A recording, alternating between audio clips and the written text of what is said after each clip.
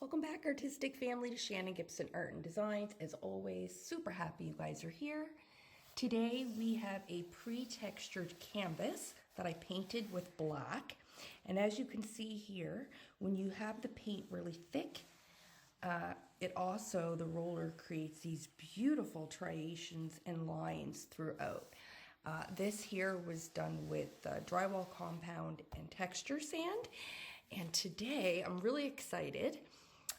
We're using a beautiful, vibrant color palette today with some red, gray, black, and gold.